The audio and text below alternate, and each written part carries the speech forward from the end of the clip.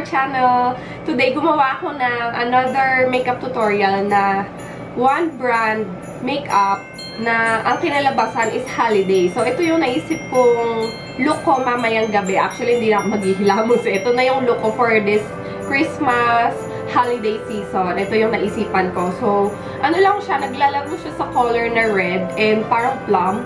So, yan. Medyo parang tawag yata nila dito, cranberry.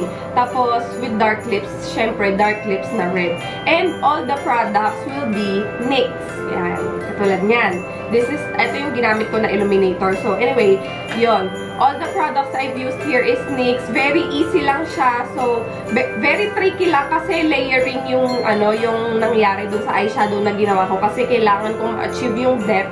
Pero at the same time, papalutangin ko yung medyo pagka-reddish na color. So, yun lang yung medyo mahirap. Pero, ano lang yan, blend-blend lang guys. Kaya-kaya nyo na yan gawin. So, if you wanna know how to achieve this look, just keep on watching.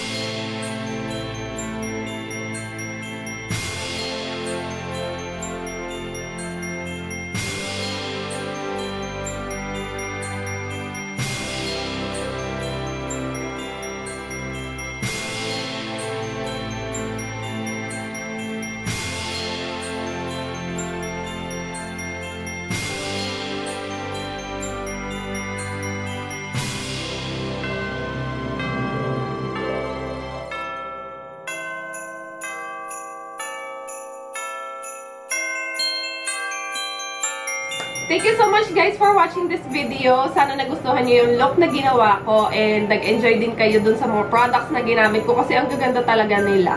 And yun, kung nagustuhan niyo yung video na to, give me a thumbs up. Then, i-comment niyo yung mga products na nagustuhan niyo down below on the comment box section. And if you're not yet a subscriber, please subscribe on our channel para maging notified kayo sa lahat pa ng mga videos na aming gagawin. I'm wishing you all a happy holidays and Merry Christmas!